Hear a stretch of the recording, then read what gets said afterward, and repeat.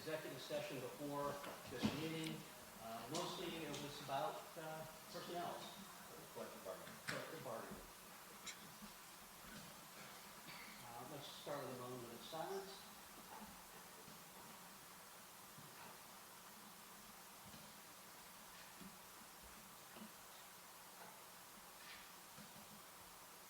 And roll call. Abbott. Here. Audubon. Here. Beers. Here. Gates. Here. Gilpin. Here. Jackson. Malika. Here. Whitaker. Here. Sullivan. Here. Reesinger. Here. You're supposed to stay there.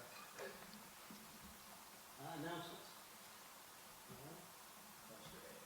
Dumpster day. So we combined the city and the township dumpster day earlier this year to kind of make it easier for us. We went on a few different locations. It's been going very good. We've been very busy. Everybody's been very cordial with us while we get the transition through there. But starting in October, we typically ended at 3 o'clock in the afternoon. During the summer months, we run till 7. I would like to run it till 5. I don't know if the volume we've been having. I just want to give everybody the chance to use the service. But I don't want to put our guys out at night for any reason.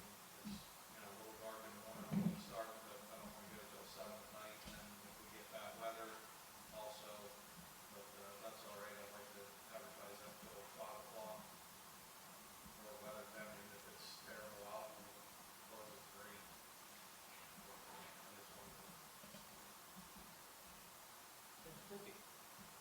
Zach thought we have portable lighting. It might be a good opportunity to exercise it if we need it. Oh, yeah. If we need it. If we need it. Okay. Public comments on agenda items.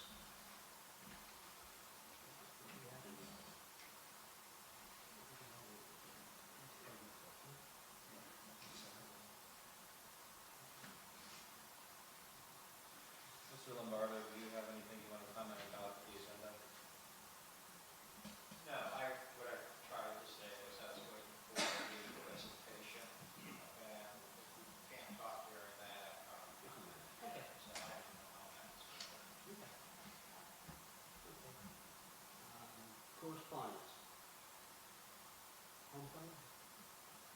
Just letting you know that homecoming is coming up, and we'll be closing the streets for the homecoming parade. And Division and Beaver Drive? Yeah. Is that usually? Yeah. It'll just be a quick escort from the high school down to the school. I'm looking at that. Church up there is having a fall festival. It's free for everybody. So, Saturday, or Sunday, afternoon. And I encourage everybody to come up. We on the ride. We say ride. It's free food. But it's not city or township business. It's free. And the event of street closure? Ask them what? there's a, excuse me, I'm sorry, do you guys have your lights on up there? I don't know. we can't hear. Mine's on. Is that better?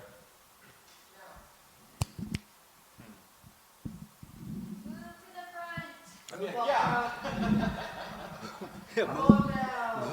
Can you hear that? Yeah, there we go. You can hear me? You can hear mine? No. Okay, we're on. You need better mics. Okay, React Fighting Arts and Fitness is asking to close down Aspen Way for a period of time. Again, this was, we did some analysis and found that in the past it seemed like the city council approved a lot of these things, but the ordinance is pretty clear that the police chief has the authority to do that, so this is mostly an FYI. Dubois non-uniform pension, So this- 2026 MMO. So I'd ask Lisa to describe this, but I did want to mention that apparently we do actually need to have a vote on that. So when we go to make the do a consent agenda vote, just be sure that we're including or understand that we're including the MMO authorization. Lisa, did you want to describe the MMO at all?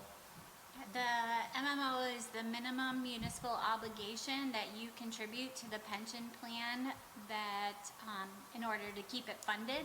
And this is a requirement to be passed. It's a housekeeping item that comes before the board annually. So you have 2 for Dubois in front of you and 1 for Sandy.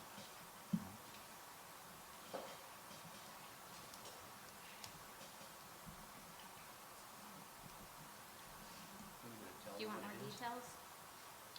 Oh, amounts. You want it? Yeah, sure. Yeah, let's tell the citizens the amounts. Hold on. Tell you what, Lisa, we can do that while I set up for the presentation.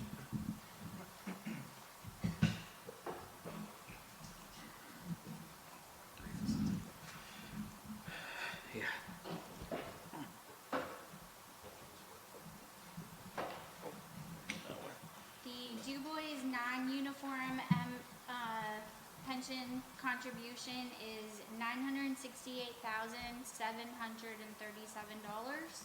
Yeah, excuse me, too. The, And that's the payment after the state's payment of about 400,000. Is that Right. correct? also, these are for 2026. The Dubois police pension obligation is $397,476. And the Sandy Township police pension obligation is $228,144. Thank you. And the consent agenda, and remember, we are including the pension MMOs in this, to pay the pensions, MMOs. Okay, so if we could have a motion on that? Motion to approve consent agenda. Second. Properly moved and second. Any question on the motion? Vote on the motion. Abbott, Yes. Augenbaum, Yes. Pierce, Yes. Deeks, Yes. Gelfen, Yes. Mollica, Yes. Whitaker, Yes. Sullivan, Yes. Reesinger. Yes. And the 2026 budget methodology. How we're going about figuring out the budget. You got the bill, what about the other one? Did you, Left what out? consent agenda, No, we did the consent agenda. but it said the city bill list? Yeah, that included that. Oh, okay, okay. All right. Thought it was, And since Just wanted to everybody make voted sure. yes, we have a majority on that. just want to make sure. Yeah. So elected officials, I'm sorry, there normally is a TV in the back for you to see. I guess now you're gonna have to turn around and try to, What's your name? yeah, crane your neck, I'm sorry. You're smarter than us. You know what? Dick Dick was- I'm gonna go join Mr. Whitaker. So am I. Where's the popcorn? I've seen this. This chair all over the place.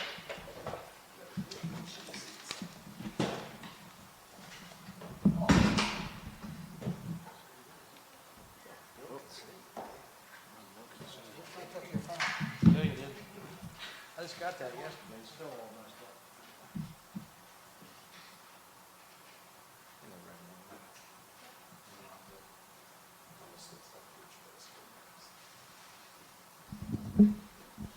Testing.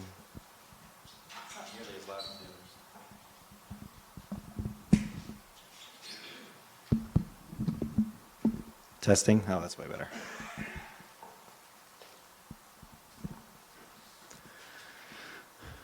All right, I wanted to start off, before getting into the actual budgeting component, by reminding all of you why we're here, why you guys are elected officials, why we are here in order to lead this community forward.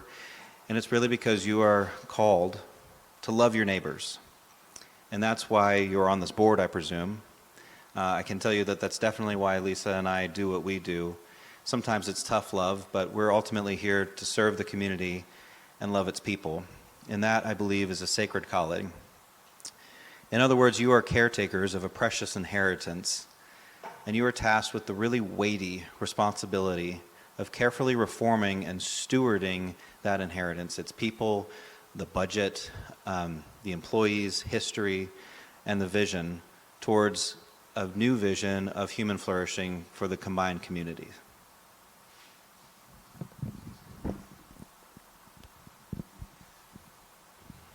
Before we go any further, I want to address a comment that was made by Ms. Jackson at the last meeting, and I have spoken with David Volpe about that.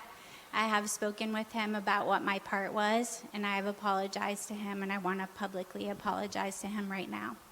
I believe that he's forgiven me, and I believe that we're on the path of trust and working together, and I really appreciate that.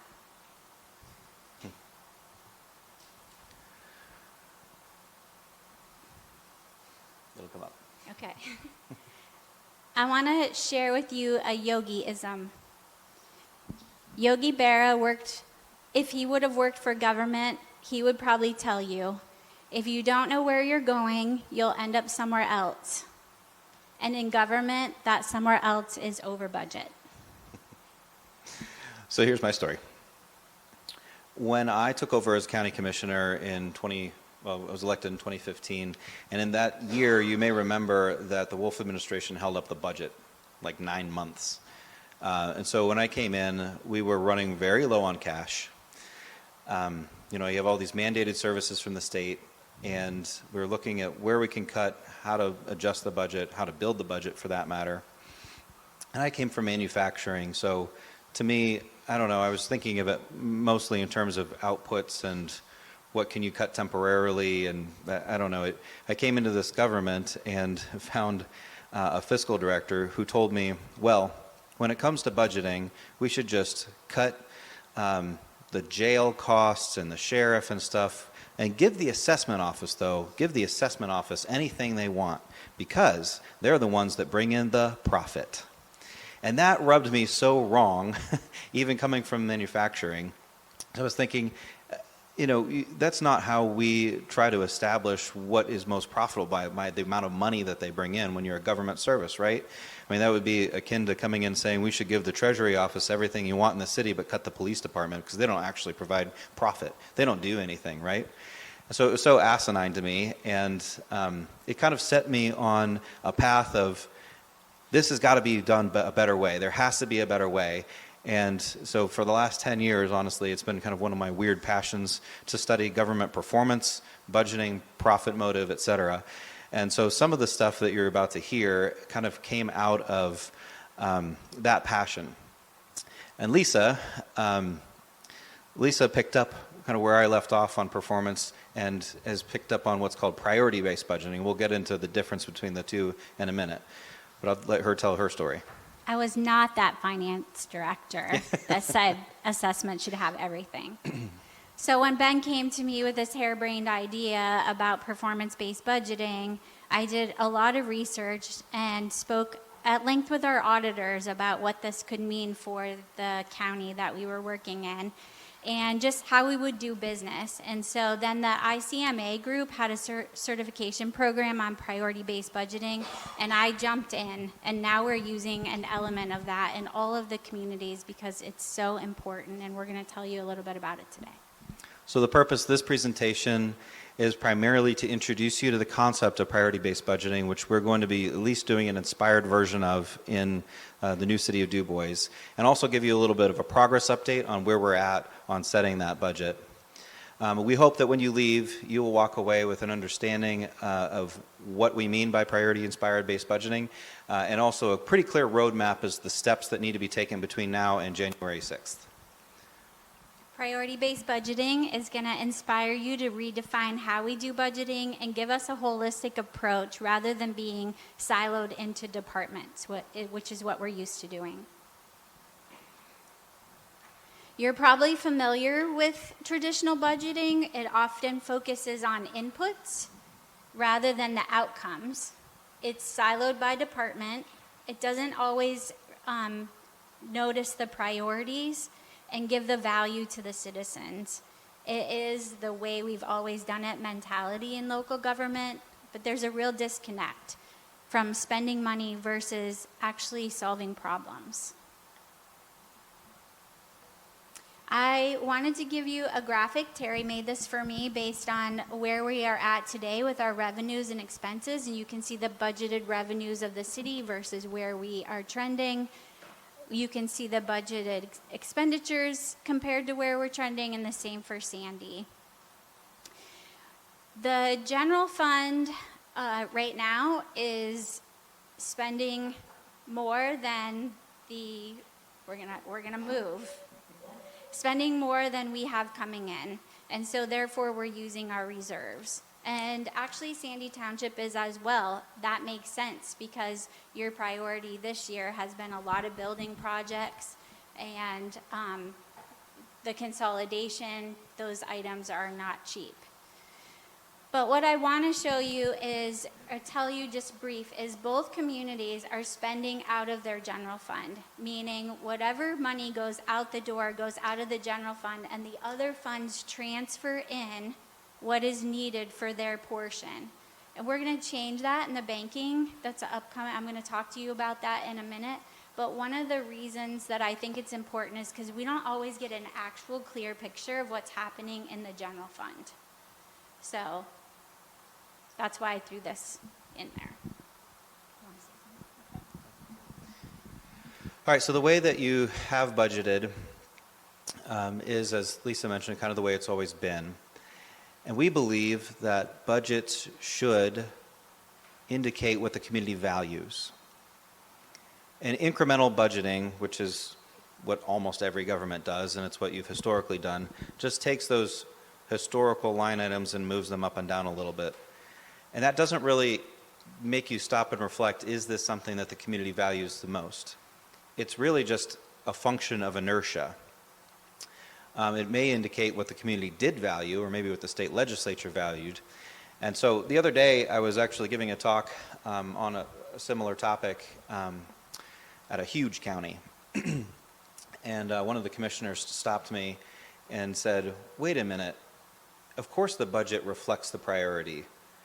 And the answer is that yes, where you put your money does indicate your priority, but that doesn't mean that it assigns the correct value.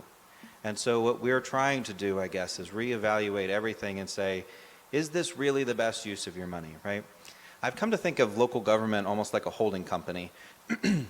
If I was a business owner, I am a business owner, and I actually own multiple businesses, right? So if one of my employees came to me and said, we need to make an investment in this, I'm going to say, great, how much return is it going to get me, right? How much profit is it going to get me?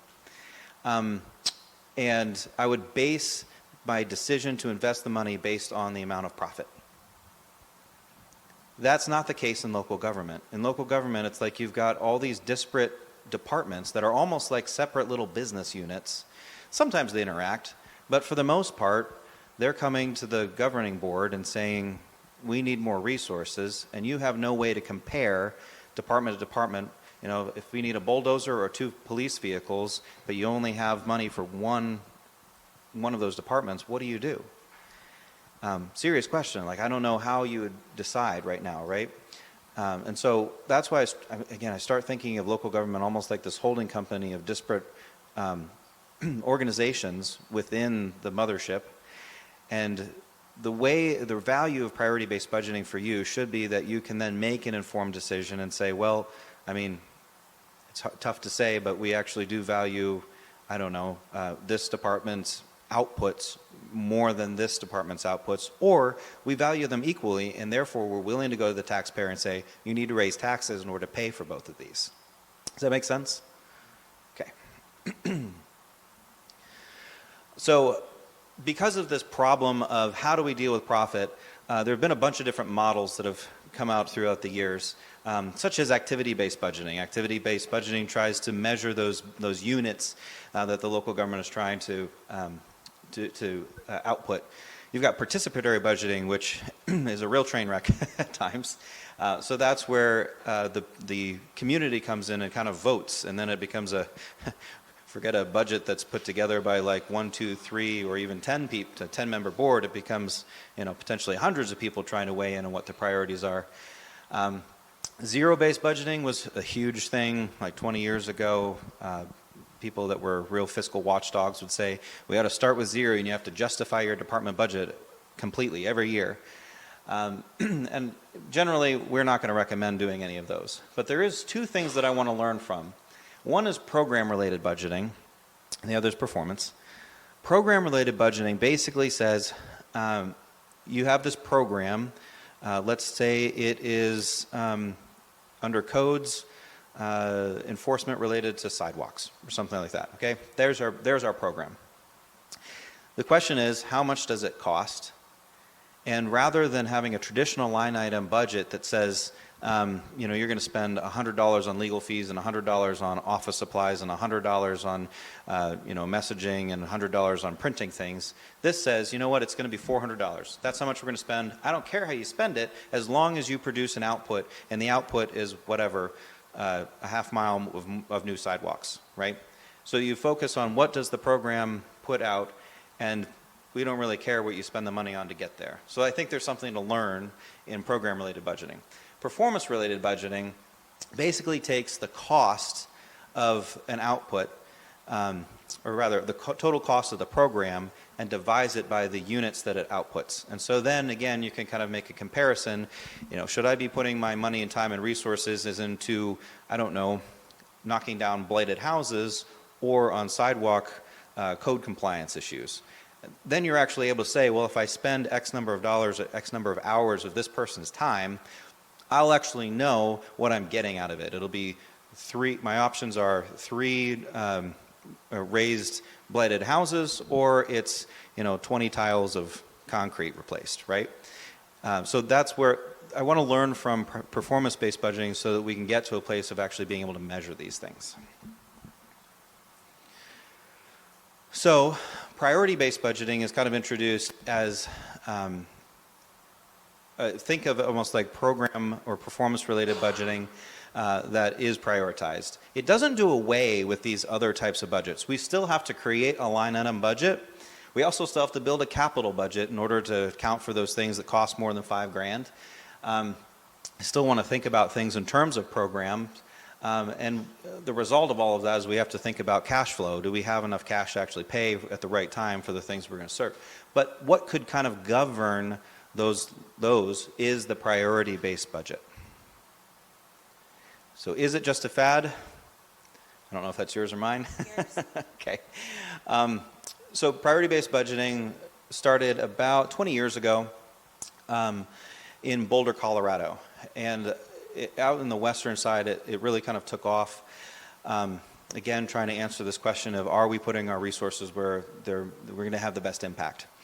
And we actually do have Pennsylvania municipalities that we're associated with, and some that we're not associated with, that are doing priority-based budgeting now. Pittsburgh started it in 2021. There are several around the Pittsburgh area that have been using it. There are now a couple of counties that are using it, kind of thanks to us. And so it is kind of a growing thing. But what I do want to say is that it may just be another fad. But I don't care if priorities-based budgeting is a fad or not. What I do care about is the fact that we're focusing on outputs, and that is a good thing no matter what the name is. A rose by any other color, I don't care what it's called. The point is it smells good.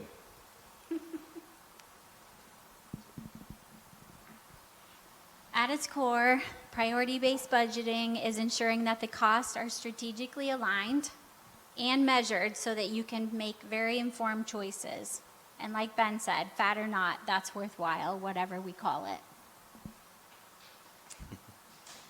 Now we're going to talk a little bit about results-based accountability. And That's you. this is my quote. The shift from accounting to accountability is a change in mindset from just recording transactions to delivering results. It's a move from counting inputs to owning outcomes, from balancing ledgers to bearing responsibility.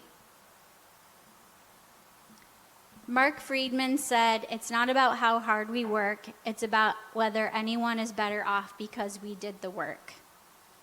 Mark came up with results-based accountability as a practical framework for local government to go beyond good intentions.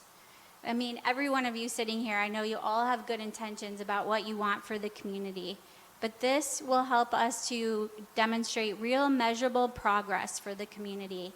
It looks at what the end result is and what we're trying to achieve, and then we get to work backwards and apply the appropriate resources and strategies that we need.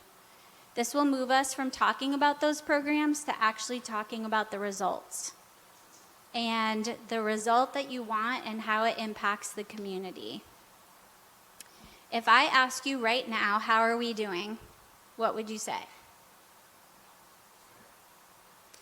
You would say something like, we're within budget, or we completed that project on time, or we have an outstanding team, or we're struggling with X, Y, and Z.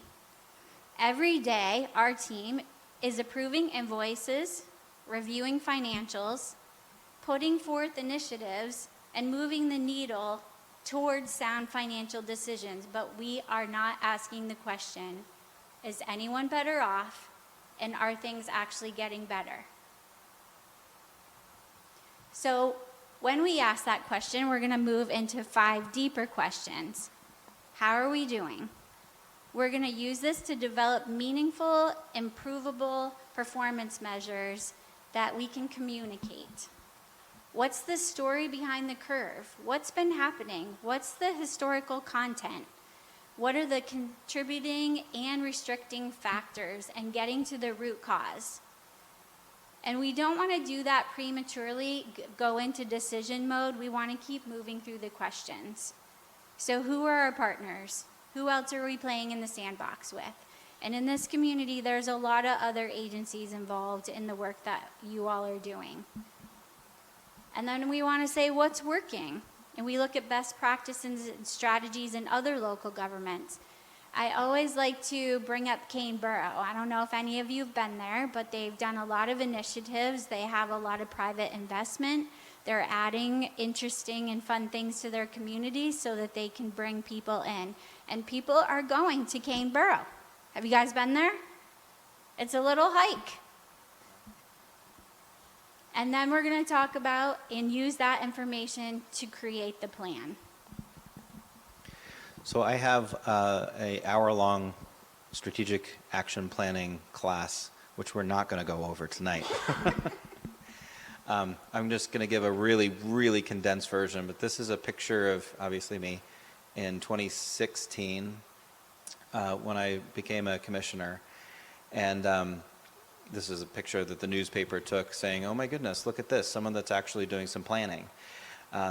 And what we did was we identified what the top projects and programs were that we were going to implement or manage in the coming 12 months, put it on a huge whiteboard in my conference room, and every work session, all we really did was talk about our updates on where we were at on all those, and it kept it front of mind for everyone, of course, but another added benefit was the press would basically keep us accountable. People knew what we were working on because it was in one place, and then the staff didn't feel at least as ragged by me trying to push them to do things that weren't on the plan.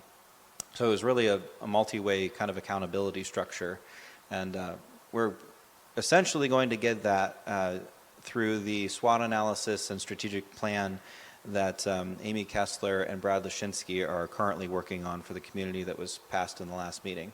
So I'm not going to belabor it much.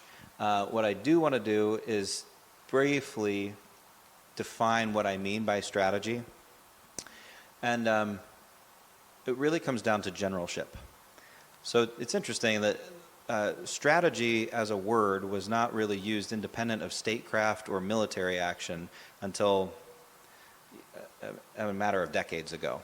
Throughout history, it was mainly used in order to describe a battle plan, something unique that you do in terms of, or maybe deception that you might do as a part of statecraft. And it's only in recent years that Michael Porter really kind of pioneered using it in a new sense. And that is important to this community because essentially what strategic means now has to do with competitive position or how you add value, what activities you have that differentiate you from other communities. So what makes this a place that you actually want to have a business, that you want to live? What are the programs that the city creates that add value to people's real daily lives? So those are the things that we want to be thinking about when we say I want a strategic plan for the new city for years in the future. You have limited resources. Think of yourself like a general who's got limited resources and needs a battle plan in order to defeat the enemy, and that enemy might be blight or homelessness or whatever. But those are the things that we're fighting. I have a little orchard, and I want to tell you a quick analogy. In my orchard, when I go to prune things in the spring, you're basically cutting back like a quarter or a third of every tree in order to make sure that it has the resources it needs to make the best fruit. And so you start with the easy stuff, the dead limbs, the stuff that's going straight up that's not going to produce fruit, water spouts and stuff, maybe branches that are leaning into the tree, and all that's important and well and good, and we do that, but if you do it every year, that doesn't happen a whole lot. Then you're stuck with this decision of I've got two or more branches that are perfectly equal. They're all good, they could all produce good fruit, but I have limited resources in that tree. And so I'm going to cut a good branch or a good idea, not because it was bad or anything, not because it wouldn't produce good fruit. It's just that it's too much. And you are in that position where you've got a lot of really great ideas. You have a lot going for this community, but you're spreading, particularly the staff, I think, and your money thin if you think you can go after every opportunity. So there will be some hard decisions to make about what needs to get cut. In the interest of time, I'm going to move through that and jump right to dollars with direction. And we're probably going to speed through that as well. This is another hour-long presentation that we're going to try to do in 2 slides. Show me your budget and I'll show you your priorities. This handout that we gave you last month was created through the training that I took through ICMA, and the information came from Chris Fabian, who is with Resource X and Tyler Technology, and he has become I'm going to call him the guru of priority-based budgeting.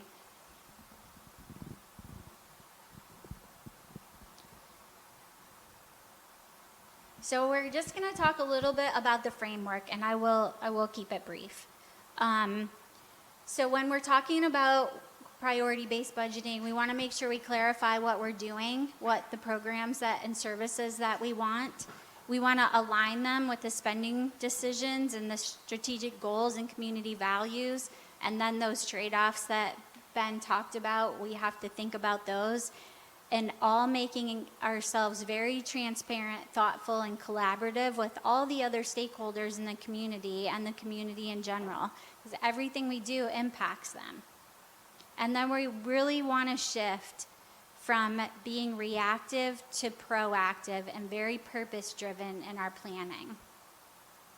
ICMA describes priority-based budgeting as a way to move beyond crisis-based decisions and instead create a sustainable financial strategy that reflects community needs, engages the internal teams, and earns public trust.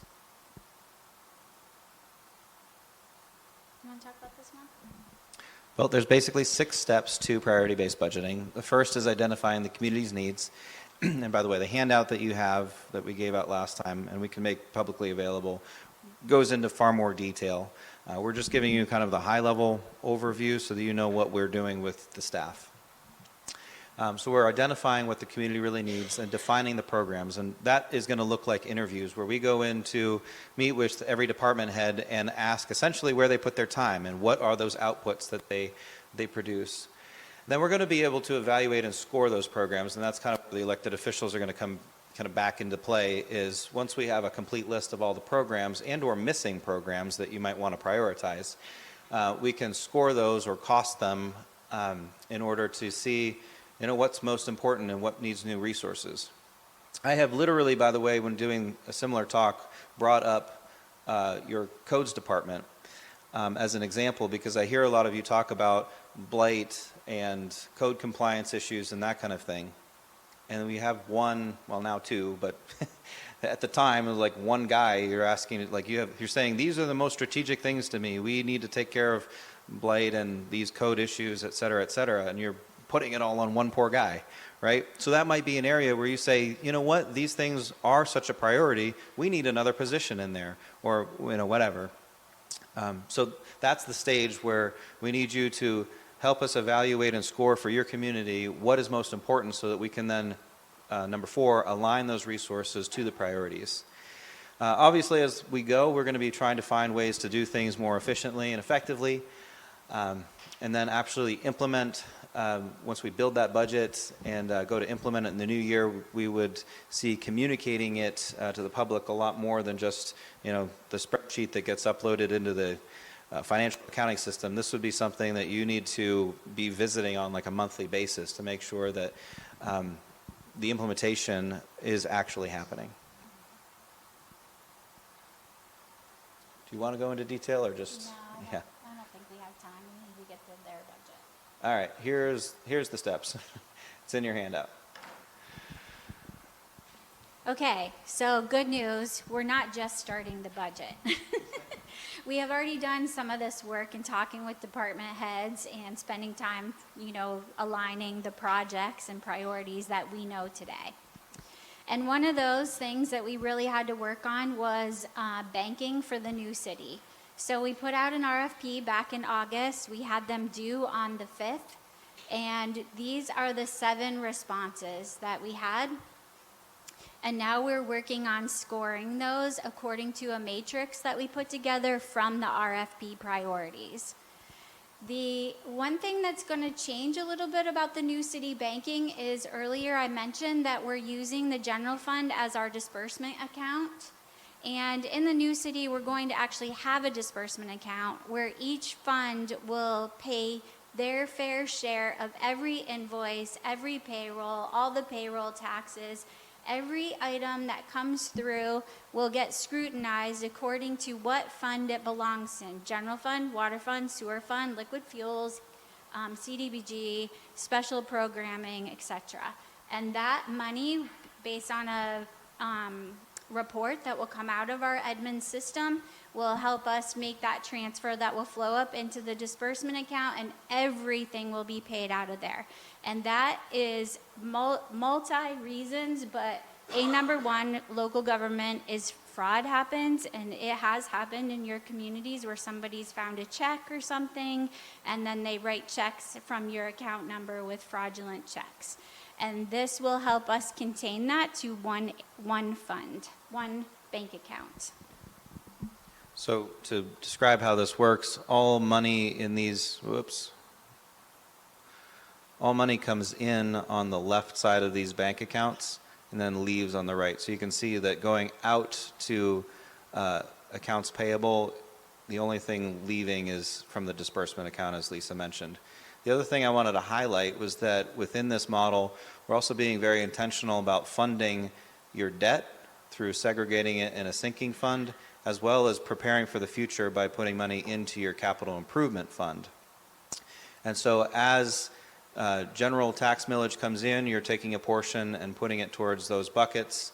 You're also building up a reserve system, reserve account, so that, if you have, for instance, a state that's not passing its budget and you need to dip into your savings, you have that. You also don't need to rely on like a tax anticipation note or something. The other thing I would highlight is these proprietary utility accounts. We're not taking from those in order to balance the general fund budget. And in fact, we are taking a portion of them and immediately, right off the top, putting the portion, a corresponding portion into the sinking fund and capital fund. So you pay your water bill, let's say it's $1, and I don't know exactly what it'll be, but let's say 2 cents of it immediately goes into a sinking fund, 2 cents of it immediately goes into your capital improvement fund. Does that make sense? We also have been doing a lot of work on the chart of accounts. Terry worked with Pell to come up with a new structure for the chart of accounts. And as you can see, our numbering system, The 01 or 06 or 08 identifies the fund. And then the next 3 digits are going to note whether it's an asset, liability, revenue, or expense, and then it'll also delineate the department. And then the last 4 digits are going to identify the activity. And this is straight out of DCED's program manual for the chart of accounts for municipalities.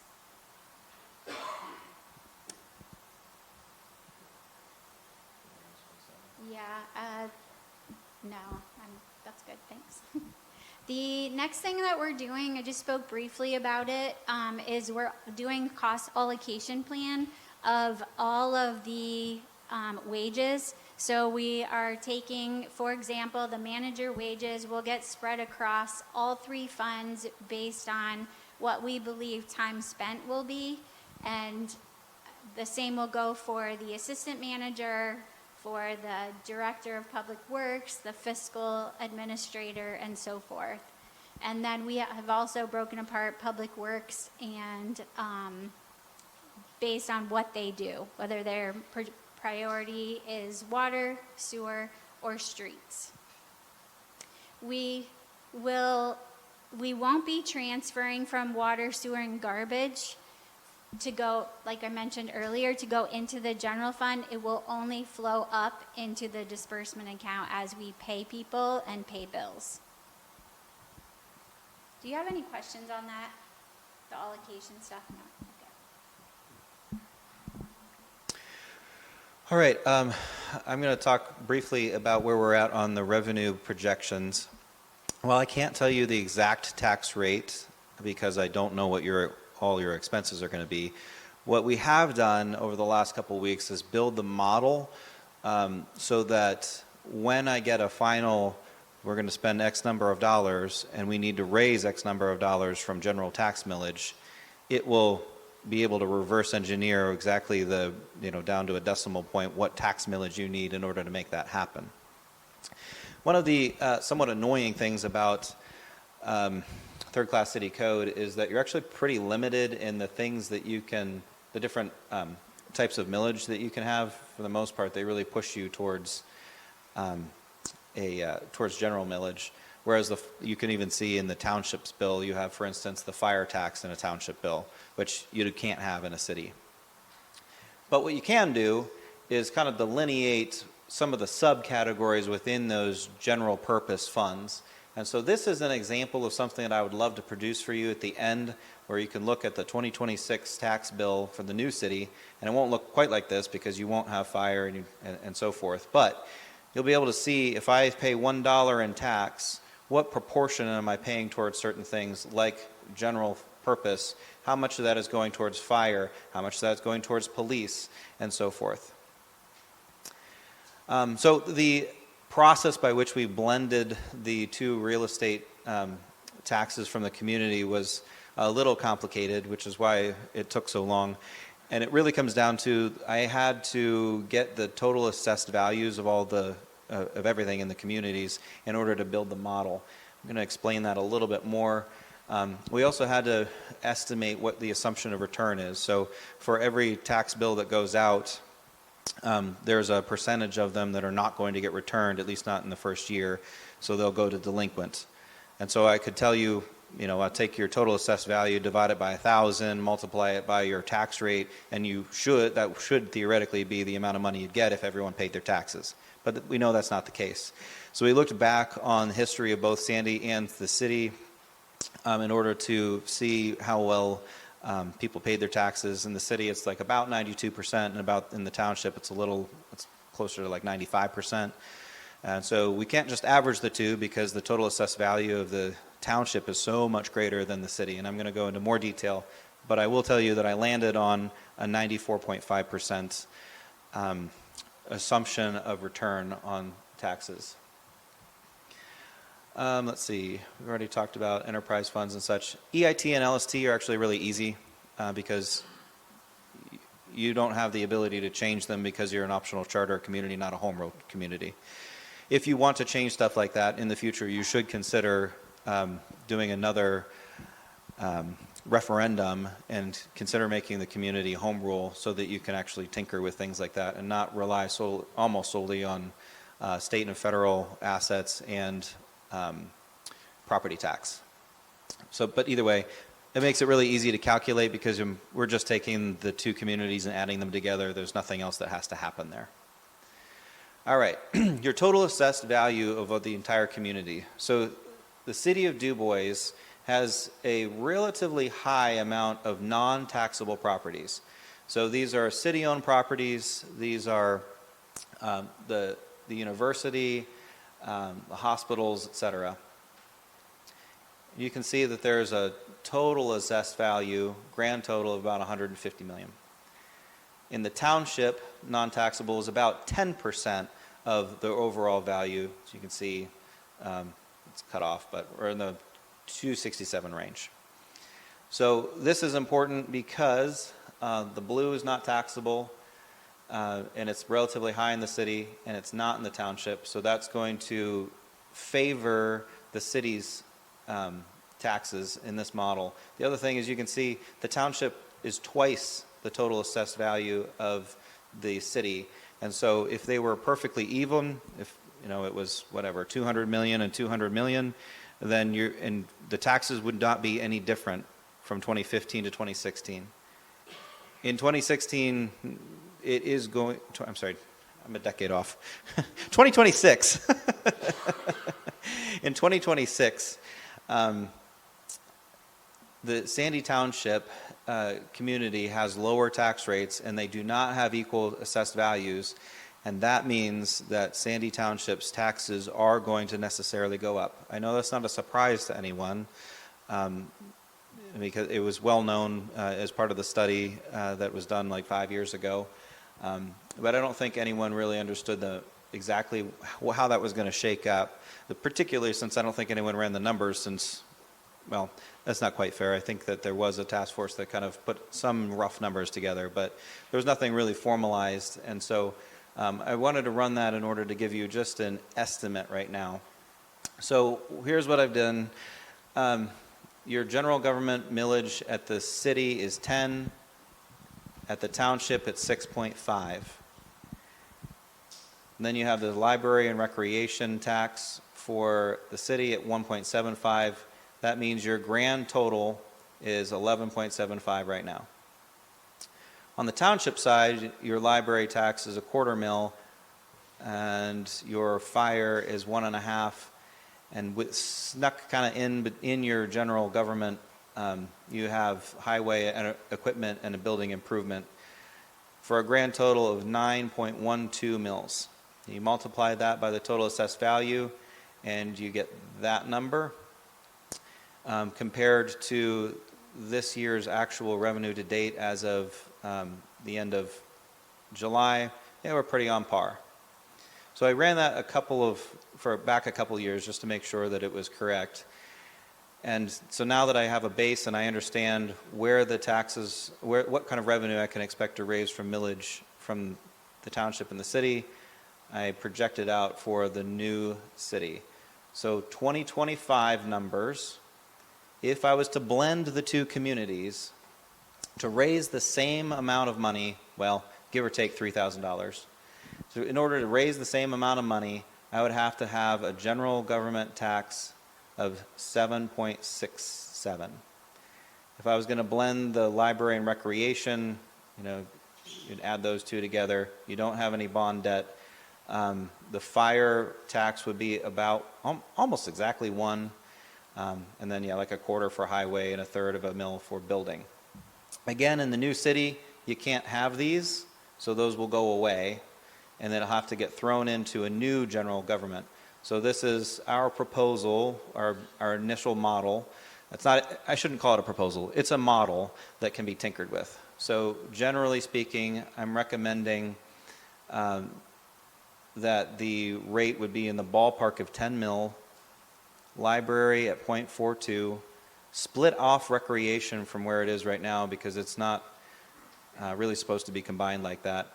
And then I'm not sure what the debt millage is actually going to be, but understand that this 10.335 would be made up of general government of like 7.7 plus the building and highway that you currently have in the township here is added in there. You'd still need to have some sort of dedicated tax for fire. And then we would also need to replace, because remember Lisa mentioned earlier that we're not going to be taking just a straight allocation, or excuse me, a straight dollar out of the water and sewer funds, but instead would be cost allocating, and so that needs to be replaced, and so I'm putting a rent replacement in there. So that's how I get to like a 12 mil total. I think that's maybe on the high end, but that is ultimately what I suspect your taxes are going to look like in 2026. Mr. Whitaker on the way in here asked me, what does that do to a parcel? And so, forgive the lack of formatting, because I just threw this together in literally about 60 seconds. But here's an actual parcel in Sandy Township. I'm not looking at the city yet, just Sandy Township. Your taxes for the county would conceivably be unchanged, or if they change it, it's not in our control. And so 2025 over 2026, you'd get the same, right? But in 2025, for Sandy stuff, this piece of property was paying $850. In the new city, because of the blended rate between the two communities, that would actually increase about $130.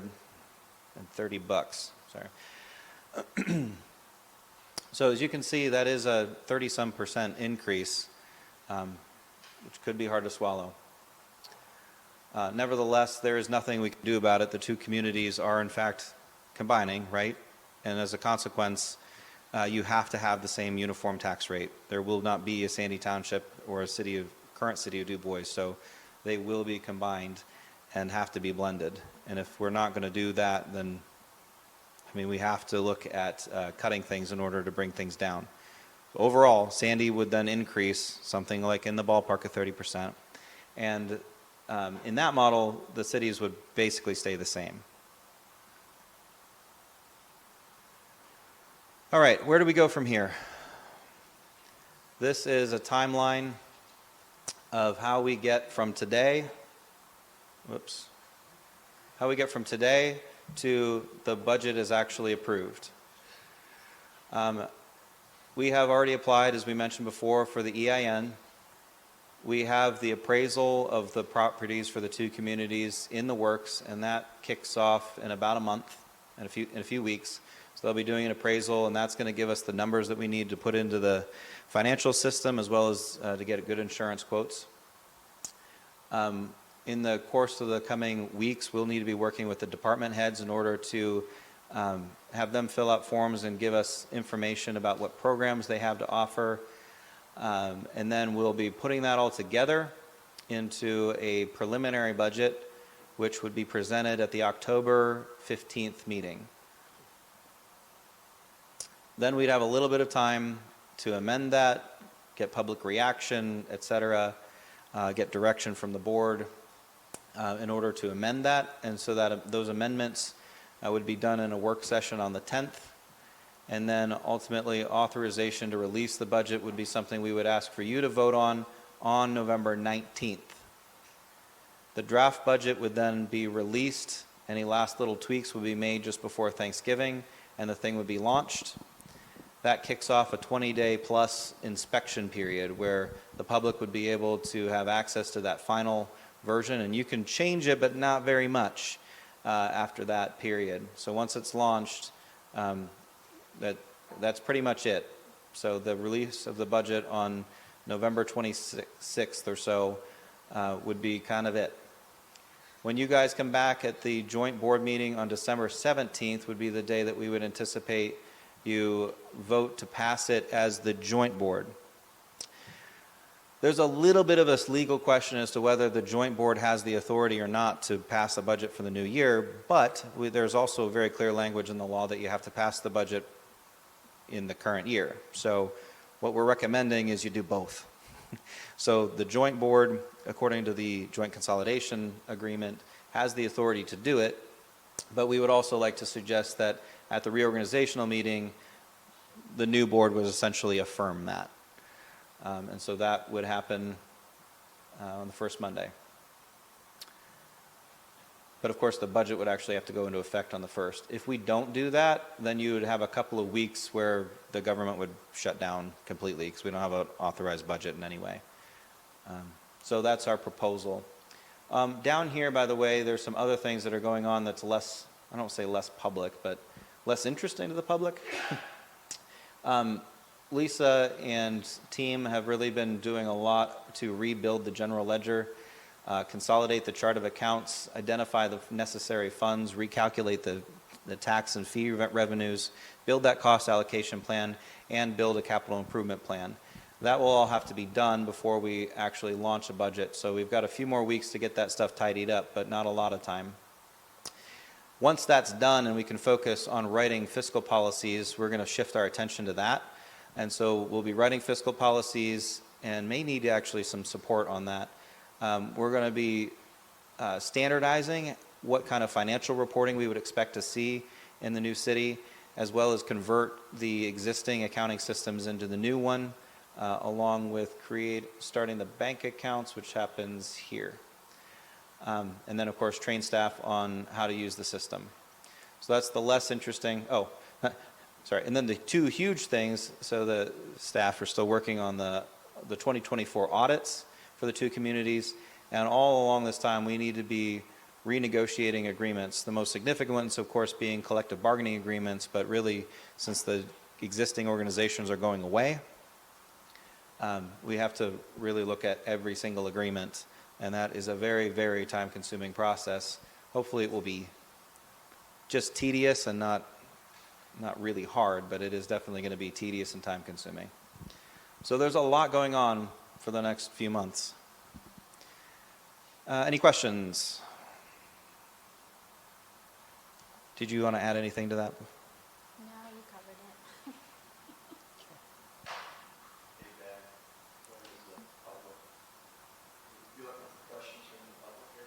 I'll leave that up to the chairman. You probably want to start with board member questions and comments, right? Okay. Any board member comments or questions? Is this going to be on the website that people can look at? The PowerPoint? I guess we could put it on the website, sure. I'm thinking that give everybody, at least until next Wednesday to look at it, study it, and come back with questions. We have no problem answering any questions that people have. That's a good idea, yeah. We do have a meeting in a week, so. We get a couple days. And it's what time? 7 o'clock. We like to keep these meetings to an hour, right?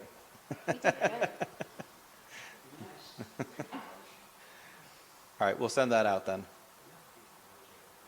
Any other questions? All right. Does the board want to reseat, or what do you want to do? These are really nice seats, though. Yeah.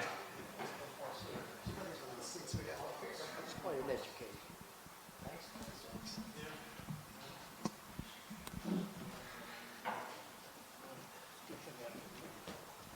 This carpet here is just... Oh, sorry.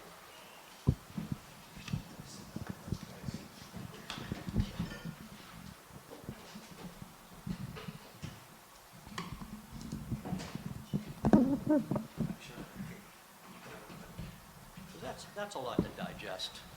Yeah.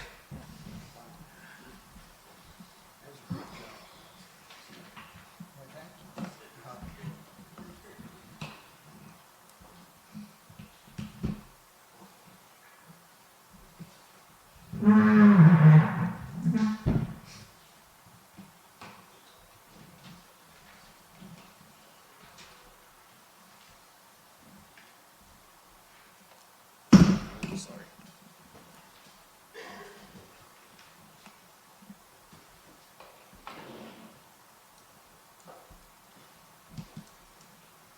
Any unfinished business?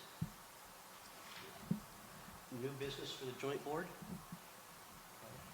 New business for the township? Under new business for the city, we have one thing, It's the Beautification Committee member recommendations. You should have all seen the letter. This is a city, it's a city vote. Yeah, on this, if I can quit, Absolutely. on the four, trying to look at the addresses, are two from the township and two from the city, or is it 3 and 1? I was just trying to, From the township, right? Yeah. I think you're right. I think we have 2 from the township, 2 from the city, and we have one that has had a business in the city for 50 years. okay, that's good. And then with this committee, as well as other committees in, the city and the township, I'm not sure what each one has, but how would they commingle together? Because I know they have the Downtown Garden Club, and I'm sure there's others. They are all invited, they're all welcome to come to this meeting and voice their opinions. Okay, I mean, we really want to join everybody together. There are some splinter groups that have been working together for years. I see this as a way to get Yep. everybody to work together towards a common goal. and some didn't work together well, that's why I'm bringing this up about commingling Well, together. they're just going to have to learn to get along.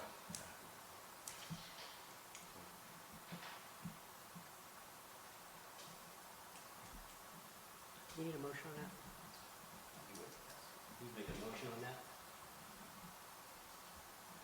To approve the members of the committee? Mhm. I'll make that motion.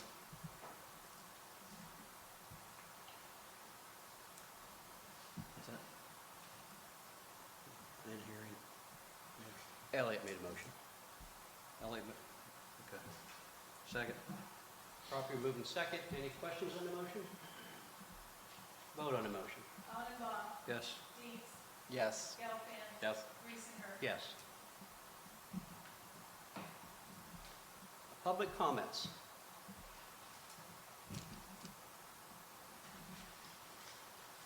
Ms. Meckling?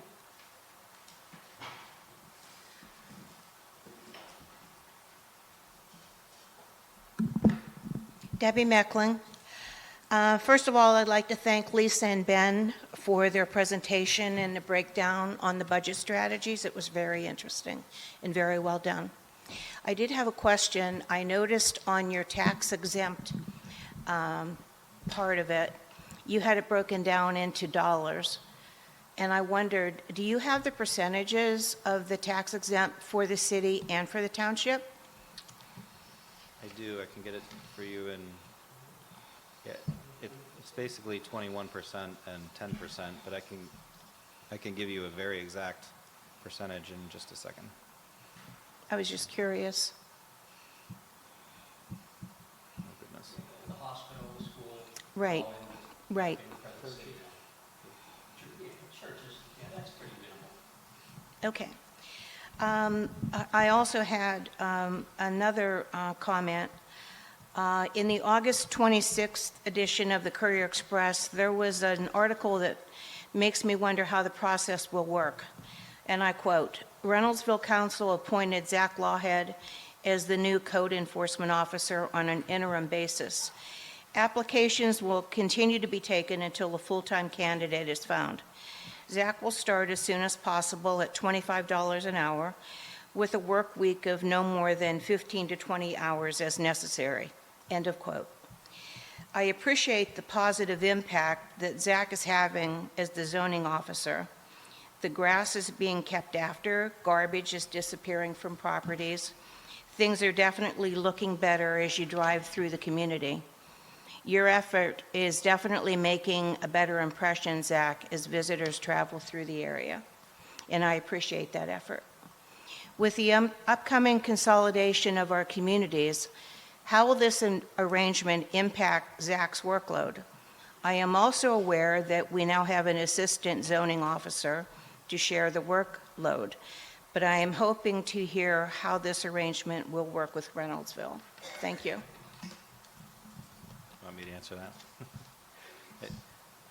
Zach is very generous in helping out Reynoldsville Borough. I think the anticipation is that it would only be weeks, 2 months.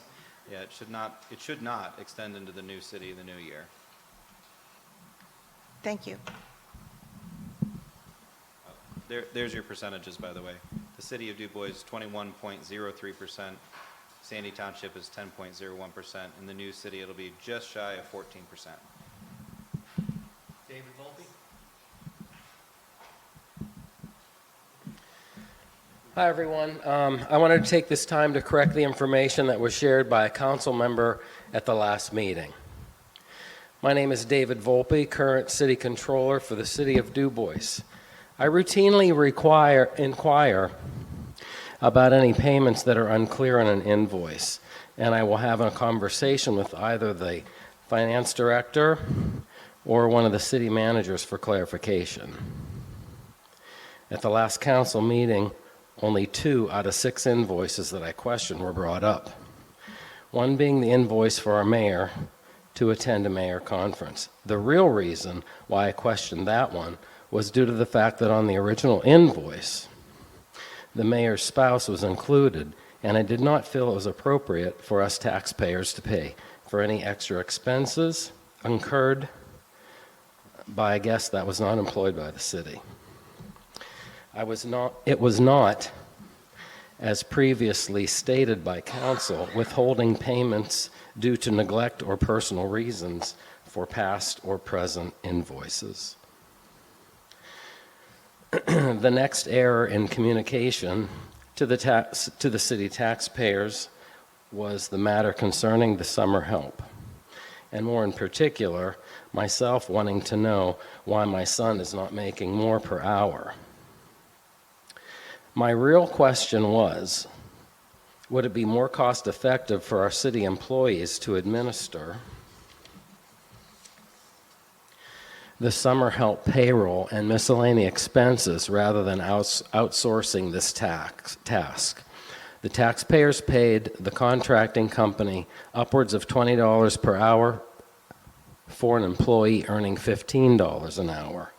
When it's all added up per hour for approximately 15 employees for 4 months, would it have been more cost effective to have our payroll team complete these duties? As far as I know, this was the first summer this task was contracted out to an outside source.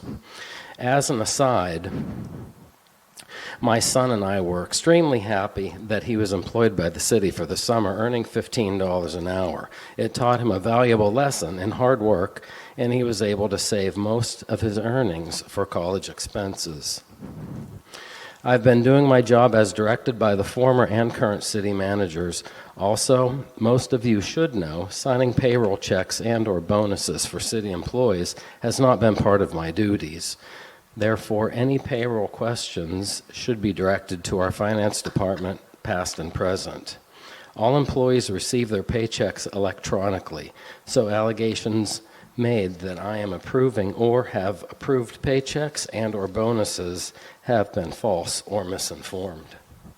I respectfully request that this clarification be entered into the record to correct the misinformation that was shared. Thank you for your time. Thank you. Dave Lombardo?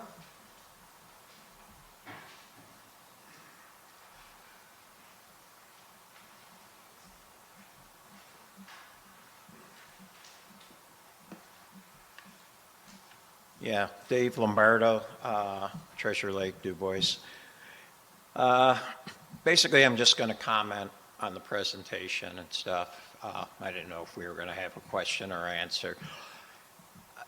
It was a good presentation. I think it was helpful to me. A little esoteric, I'm more pragmatic, and I had some, I'm going to go through a list of a couple things, a couple issues. With the priority-based budget, you know, where do we fit in the efficiency, cost reductions? That consolidation has always been sold to us, that's why we're consolidating, to create this efficient and less costly organization, governmental organization. The other question, how do you, and it's all going to kind of tie in together, how do you set goals for a joint city now? You mentioned sidewalks, so I brought that up. I said, I'm assuming Dubois, maybe I'm wrong, has more miles, cubic yards of sidewalks than Sandy. So there's disappropriation in terms of needs. And that's not just that. Sandy has their own little thing that's probably has more and less in the city and such as that. It's a big balancing act. How do we look at a fairness issue? And I guess I'll ask, in the fairness issue, do we have a joint vision presently for the new city? I mean, in terms of the budget and what you were talking about, priority-based. I'm going to go back to sidewalks. I'm sure we're not going to be talking hours and hours on sidewalks, but that's kind of an easy thing. You know, if you got 10 miles in Dubois and 5 of them need replaced, is that the vision? Is that the priority? Hey, we don't fund the police department or something like that in balancing. Has that work, and it's a lot of work, been done? And are there parameters, and you're talking about putting that stuff on the website? I think it'd be nice for citizens of the joint community to see what the joint council has decided on priority. So I guess the first question is, do we have set priorities yet, or is that the process we're going to do? Okay, so it's going to be the process. Then you kind of touched on this.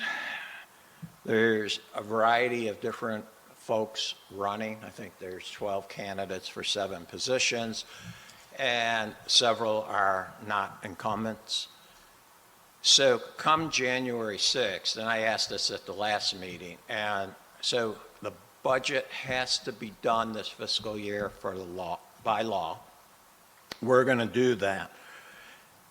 You're talking about, and to me, I could talk for an hour, but I'm not gonna on that, a 20 to 30% increase in the township of Sandy millage assessment, not assessments, it'd be millage. I don't think that's gonna sit well, guys. And so you're gonna have a new council coming in, potentially, I don't know how many incumbents, will make it in that. It sounds like there can be what does that do for disruption? I mean, so the new people walk in, a budget's already set for them, they might not be party to that. They might not want it, and I'm assuming you can't have them sit in on those meetings that you're gonna have for the budget and stuff. How is that gonna work out? And do they legally, you made it sound like they do, kind of like the federal government. They come in and say, we hate this budget. We hate the millage. Or they can love it and move on, or we're not going to vote for it. Does that shut the city down? Is that where we're at? I mean, have people addressed that issue? Is there any way around it to keep things smooth and moving? Because you're settling a whole new set of elected officials under a new organization with a budget put together by the older That organ. happened to 3 of us when we came in 25. There was a budget already set for us. And you accepted We it? accepted it and dealt with it, yes. And then we made changes on the next one that we were able to. But you're allowed to make the changes. Can you tweak that after the 6th? I guess that's a priority question. I'll need to get a legal opinion on that. I can definitely speak to whether or not that's possible in other forms of government, but I can't specifically say for a third-class city optional plan manager council form of government. I will tell you that other forms of governments can after an election. They can't meddle with a budget after the new year if they were the ones that set it. But if you're inheriting something that was set by the previous, there usually is a provision that within a certain number of days you can. Okay, I think that would be all in fairness to the voters and those running and stuff, that they have a general idea of where they can go. so that they can make some decisions. The budget is very, very complex Oh, yeah. and hard to understand right away. That's why, when I got in, I just decided to go with the budget was there. And that might be the And- choice of the and we worked on- candidates and we that worked on get the next elected. one. Right, that might be the choice of those And, getting well, elected, It's a choice, whatever they want. whatever they want. But I was just curious, and it'd be nice if we can get an answer maybe at the next meeting, that would, or whatever. And then maybe the efficiency and the cost reductions, where does that fit into your presentation? I mean, I didn't really hear that. I saw a lot of, numbers, revenue, and I did double check my taxes before I came. You were right on. 9.275, yeah. So, do you have is that going to be during the process of budgeting? Or is that already, my understanding was a lot of that was supposed to have been done beforehand. And all the brochures, everything we got on consolidation, I think Dubois, the old Dubois section, was supposed to go down a little, and Sandy, or a lot, and Sandy was going to go down a little. And now I'm hearing something a little bit different. I mean, that's during the election, or during the voting time for consolidation. That's what I remember, unless I'm off base on that. So where does this consolidation and efficiency and not having two of everything, when does that kick in? And can that kick into this budget that you guys are working on? So there actually was a slide that I must have missed. So if the board would like, I could revisit that question once the public comment period is over. Okay, I'm done. Thank you.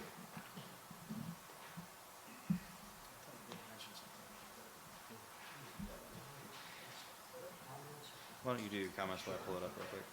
We'll move on to board member comments. Bill? No. Sam? I'm good, thank you. I'm good.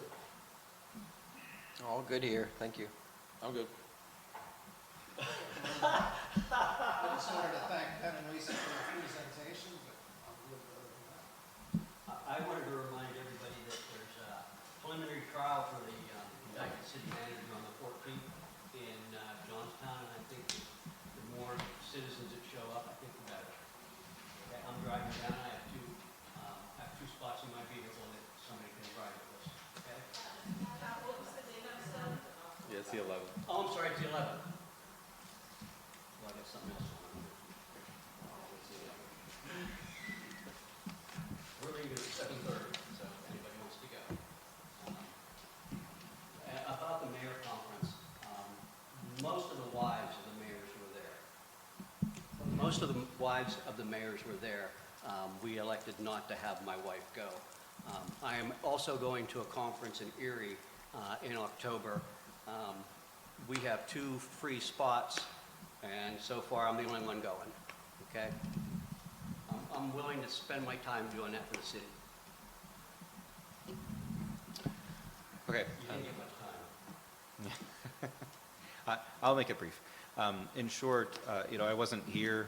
Lisa and I were not here. We were not the consultants that wrote the consolidation commission recommendations, so I can't really speak to it. I have read it, but I can't justify it or defend it. What I can tell you is that a lot of the savings that you may have seen could have gone away via inflation.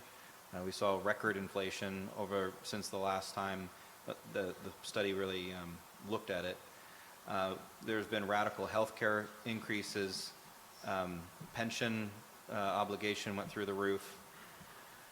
Union negotiations is a huge question mark right now. We don't know what will happen with union negotiations. And then insurances, and these all, by the way, went up faster than inflation. Meanwhile, your total assessed value declined and your taxes stayed stagnant.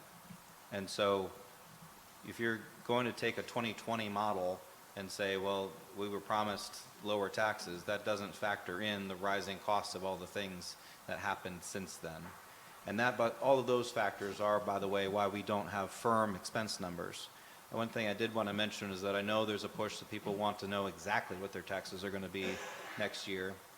And they, there's an expectation, I think, amongst the board that we would have a good expense budget. And we have a draft, but there are still so many big unknowns that it's really hard to give you a good number, and it would be a disservice on our part to give you something that was half-baked and, kind of start the rumor mill and such without really having good numbers. And so this is, first of all, way earlier. Like, I think we're turning out a document by mid-October, which is earlier than you probably normally would, especially when you're considering all of the complexity that has to go into this new budget.